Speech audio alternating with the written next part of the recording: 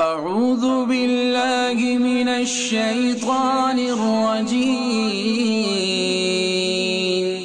بسم الله الرحمن الرحيم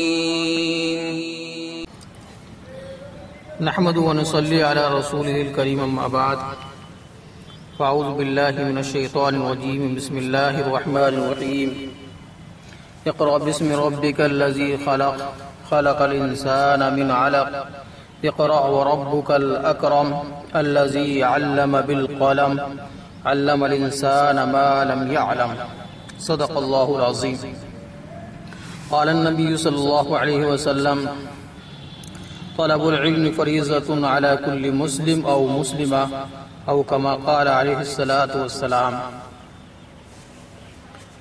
محترم دوستوں اور بزرگوں، میرا آج کا موضوع ہے زیور علم سے بچوں کو آراستہ کیجیے۔ علم وہ خزانہ ہے جو ایمان کو جلا بخشتا ہے، دل و دماغ کو قوت دیتا ہے، نجات و ترقی کی راہوں کو کشادہ کرتا ہے۔ جس شخص کے پاس علم ہوتا ہے اللہ تعالیٰ اس کے ایمان کو مضبوط بھی کرتا ہے، اور پھر اس علم کے ذریعے سے اس کا دل و دماغ معطر رہتا ہے۔ اس علم کے ذریعے سے انسان نجات پاتا ہے، وہ اپنی منزل مقصود کو حاصل کرتا ہے، اور وہ سوچتا ہے کہ میری منزل کیا ہے۔ تو لہذا جو قوم جنہوں نے اپنے آپ کو علم سے آراستہ و پیراستہ کیا، اپنی اولادوں کو زیور علم سے آراستہ کیا، تو ماضی سے انہوں نے عبرت حاصل کی، حال کو سنوارا اور علم کی روشنی میں مستقبل کی فکر کی۔ اس لیے کہ علم کے ذریعے سے تاریخ کا علم ہوا۔ قرآن میں بھی کہا گیا ہے قُلْ سِیرُوا فِی الْأَرْضِ، تم زمین میں سیر کرو۔ کہیں فرمایا گیا کیا تم نہیں دیکھتے آسمان کی طرف، زمین کی طرف؟ ظاہر سی بات ہے، ان فضاؤں کو دیکھو، آسمانوں کو دیکھو اور بادلوں کو دیکھو کہ اللہ تعالیٰ نے یہ نظام کیسے بنایا ہے۔ مقصد یہ ہے کہ اس کے ذریعے سے، اس علم کے ذریعے سے تم اپنے پالنہار کو پہچان سکتے ہو، اپنے حقیقی مالک کو پہچان سکتے ہو کہ جس نے اتنا بڑا زمین اور آسمان کو پیدا فرمایا یا اتنا بڑا نظام بنا رہا ہے۔ تو یہ چیز ہمیں معلوم ہوگی علم کے ذریعے سے۔ تو ماضی سے انسان عبرت حاصل کرتا ہے اور اس کے ذریعے سے پھر اپنے حال کو سنوارتا ہے، اور پھر یہ ہے کہ علم میں مستقبل میں اس کو کیا کرنا ہے، کون سی کامیابی حاصل کرنی ہے، اور وہ اس کے لیے راستہ ہموار کرتا ہے، اور پھر اسی ذریعے سے انسان ترقی کرتا ہے۔ ایک زمانہ تھا جب مسلمانوں کا شمار تہذیب و تمدن اور علم و آگاہی کے اعتبار سے دنیا کی اعلیٰ ترین قوموں میں تھا۔ لوگ ان کے لباس پر فخر کرتے تھے، ان کی تہذیب اور تمدن کو اپنانا اپنے لیے باعث سعادت سمجھتے تھے۔ ان کی زبان اعلیٰ، ان کا کلچر بلکہ وہ ماڈرن سمجھا جاتا تھا، اور ان کے علم اور فہم پر اعتماد کیا جاتا تھا۔ یہ قوم تھی، جب یہ قوم برپا ہوئی اور انہوں نے علم حاصل کیا تو بڑی بڑی سائنس سے ایجادات کی، کائنات کے نظام کو پرکھا، اور قرآن کریم نے بھی بہت ساری چیزوں کو لوگوں کو دیا اور کہا کہ یہ چیزیں دیکھو، زمین دیکھو، آسمان دیکھو۔ تو گویا کہ پورا جو سائنسی نظام ہے اور ٹیکنالوجی ہے وہ قرآن نے پیش کیا۔ افسوس کا مقام ہے کہ جو چیز قرآن نے دی تو اس قوم نے، جو اس کے لیے قرآن اترا تھا اور جو ہدایت کے لیے آیا تھا، اور جن کی وجہ سے اس قوم نے ترقی کی تھی، مشرق سے لے کر مغرب تک اور شمال سے لے کر جنوب تک اپنے فہم و فراست کے اور اپنے فتح کے جھنڈے گاڑے تھے، لیکن یہی قوم پھر اس علم سے محروم کر دی گئی۔ اور جب یہ قوم اپنے علم سے محروم ہوئی، اس کا رشتہ علم سے ٹوٹ گیا تو لہو لہو میں مشغول ہو گئی، عیش و عشرت کی زندگی کے حصول کو انہوں نے اپنا لیا، اور جو علم کے راستوں میں جو دشواریاں تھیں ان کو ختم کیا جانے لگا۔ مطلب یہ ہے کہ یہ قوم علم سے ہر اعتبار سے کٹ گئی، اور پھر یہ ہے اپنے بچوں بلکہ نسلوں کی تعلیم و تربیت کی فکر سے آزاد ہو کر خواب خرگوش میں مست ہو گئی۔ انجام یہ ہوا کہ یہ قوم ذلیل و خوار کر دی گئی اور قعر مذلت کے اس گہرے گڈھے میں گر گئی جہاں سے نکلنا بہت مشکل ہے۔ اور کیوں نہ ہو، خالق رب ارض السمان نے خود قرآن کریم میں ارشاد فرمایا ہے، قُلْ هَلْ يَسْتَوِي الَّذِينَ يَعْلَمُونَ وَالَّذِينَ لَا يَعْلَمُونَ انما یتذکر اولو الالباب۔ اے پیغمبر آپ کہیے علم والے اور جہل والے کہیں برابر ہوتے ہیں؟ بہرحال وہی لوگ نصیحت پکڑتے ہیں جو اہل عقل ہے۔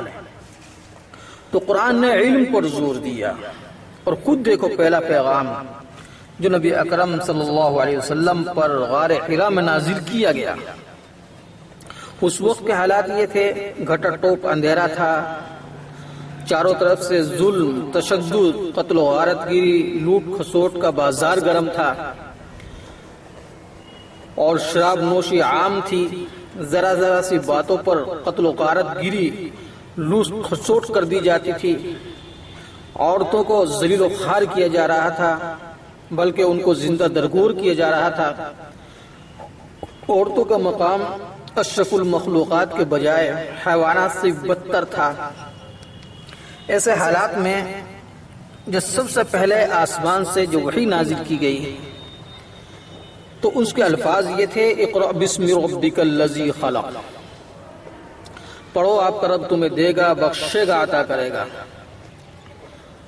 اقرأ بسم ربک الذی خلق خلق الانسان من علق، انسان کو خون کے جمے ہوئے لوتھڑے سے پیدا فرمایا۔ اقرأ وربک الاکرم، پڑھو آپ کا رب تمہیں دے گا، بخشے گا، عطا کرے گا۔ الذی علم بالقلم، انسان کو قلم سے سکھایا۔ علم الانسان ما لم یعلم، اور سکھائی انسانوں کو وہ باتیں جو کہ وہ نہیں جانتا۔ سب سے پہلے وحی کا مطلب یہ تھا کہ اے مسلمانوں، اگر ترقی چاہتے ہو، اپنی غربت اور مفلسی کو دور کرنا چاہتے ہو، معاشرے میں عزت وقار حاصل کرنا چاہتے ہو، خدا کی خوشنودی حاصل کر کے آخرت میں نجات چاہتے ہو، تو علم سے اپنے رشتے کو مضبوط کر لو، اپنے بچوں کو اعلیٰ سے اعلیٰ تعلیم دلانے کی جد و جہد کرو۔ بھوکے پیاس سے رہنا زیادہ پریشانی کی بات نہیں، لیکن اگر آپ کا یہ بچہ علم سے محروم ہو گیا تو یہ بہت بڑا خسارہ ہوگا۔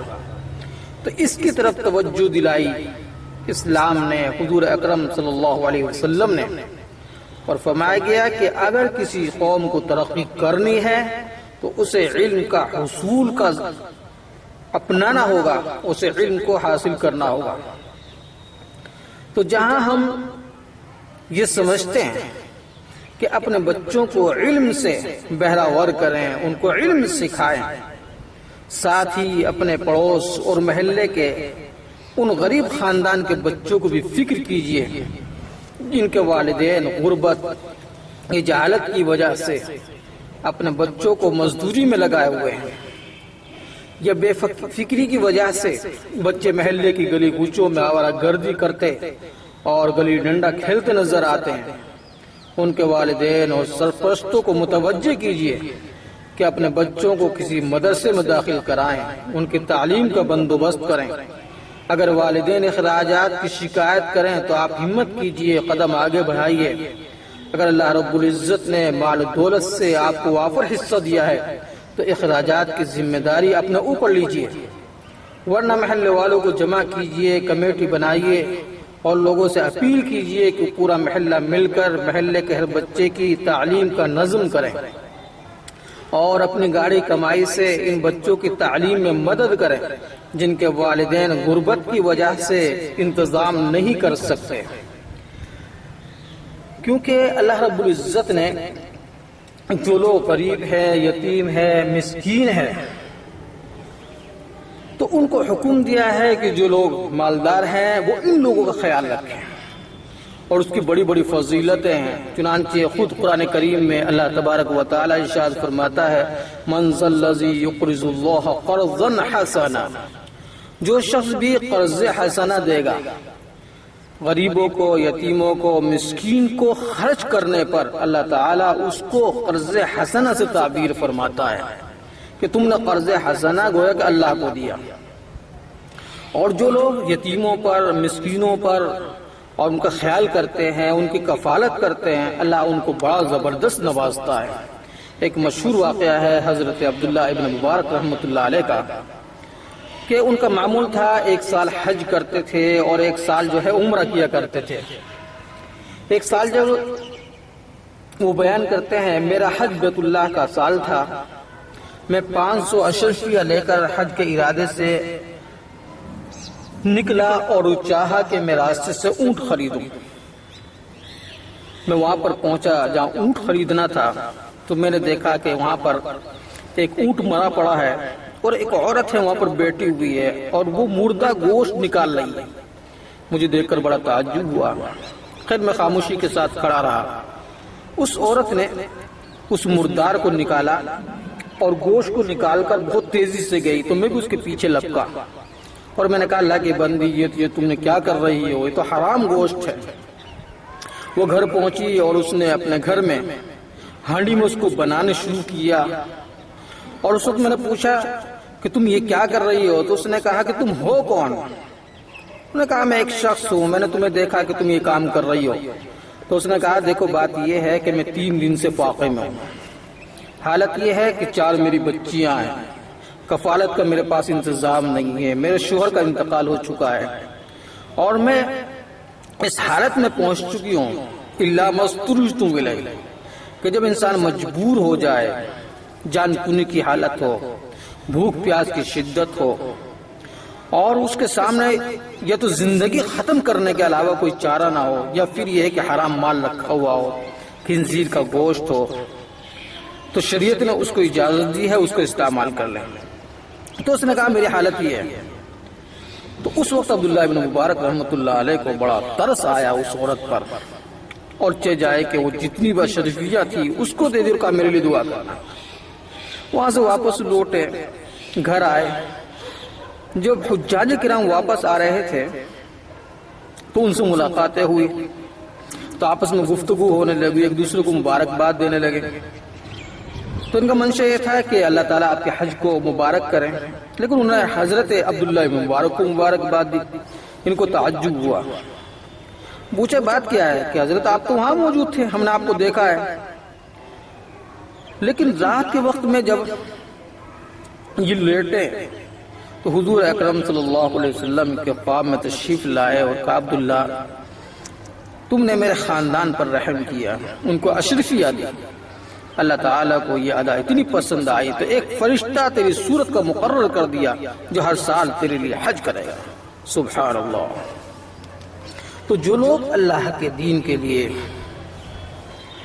اللہ کے دین کے واسطے غریبوں پر، یتیموں پر، محتاجوں پر خرچ کرتے ہیں، اللہ تعالیٰ ان کی مدد و نصرت فرماتا ہے۔ مدارس اسلامیہ جنہوں نے غریب نادار مسلم بچوں کی تعلیم و تربیت کا عمدہ نظم کر رکھا ہے، یہ نہیں وہ رہنے سہنے کا انتظام کرتے ہیں، بلکہ کھانے پینے فوری علاج کی بھی ذمہ داری لیتے ہیں، اپنے بچوں کو ان مدرسوں میں داخل کیجیے۔ مدارس ان کی دنیا بھی سنواریں گے، آخرت بھی۔ یہ ایسا علم سکھائیں گے جس سے آپ کا بچہ اپنے اہل خانہ کو اور سب سے بڑھ کر اپنے خدا اور رسول کو پہچانے گا، ان کی اطاعت کرے گا، آپ کی خدمت کو اپنی سعادت سمجھے گا، معاشرے میں پھیلی برائیوں بے حیائیوں کی اصلاح بھی کرے گا۔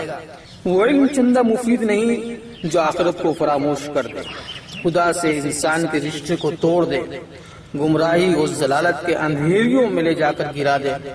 احسان فراموشی، والدین کی خدمت سے دوری، مفاد پرستی جس سے پیدا ہو، جو صرف دنیا تو سنوار دے گا لیکن آخرت کی ہلاکت سے نہ بچا سکے گا۔ آپ اپنے بچوں کو اس علم سے زیور سے آراستہ کیجیے اس اخلاق و کردار کو سنوارے، خدمت خلق کا جذبہ ابھارے، اللہ اور اس کے رسول صلی اللہ علیہ وسلم سے اس کے رشتے کو مضبوط کریں، دنیا آخرت دونوں کو سنوارے۔ واضح ہے کہ اسلام اصلی علوم کا مخالف نہیں، شوق سے اصلی علوم پڑھائیے، ڈاکٹر بنائیے، انجینئر بنائیے، سائنسداں بنائیے، اعلیٰ سے اعلیٰ اصلی تعلیم دیجیے، لیکن اسلام کو، اسلامی تعلیمات کو، قرآن حدیث کو پس پش ڈال کر نہیں، آخرت کو فراموش کر کے نہیں۔ اس لیے اگر آپ مدارس کی بجائے اسکول اور کالجوں میں اپنے بچوں کو داخل کرنا چاہتے ہیں تو داخل کیجیے، لیکن ساتھ ہی اس کی دینی تعلیم کا بھی نظم ضرور کیجیے، قرآن پڑھوائیے، اسلام کے بنیادی عقائد سے اسے واقف کرائیے، حلال و حرام کی شناخت کرائیے، بنیادی اور اہم مسائل کی تعلیم دلائیے، خوف آخرت اس کے اندر پیدا کیجیے، اللہ اور اس کے رسول کی محبت اس کے دل میں جاگزی کیجیے تاکہ اس کی آخرت نہ برباد ہو اور جہنم کا ایندھن نہ بنے۔ یا ایھا الذین آمنوا قوا انفسکم واہلیکم نارا وقودھا الناس والحجارہ، ایمان والو اپنے آپ کو، اپنے اہل خانہ کو اس آگ سے بچاؤ جس کا ایندھن انسان اور پتھر ہے، جو کافروں کے لیے تیار کی گئی ہے۔ لہذا ہم اپنی اولادوں کے سلسلے میں اس پر غور کریں، علم سکھائیں۔ اتنا علم تو ہر اس مسلمان پر فرض ہے جس سے کہ وہ حلال اور حرام کے درمیان میں تمیز کر سکے۔ وآخر دعوانا الحمدللہ رب العالمین۔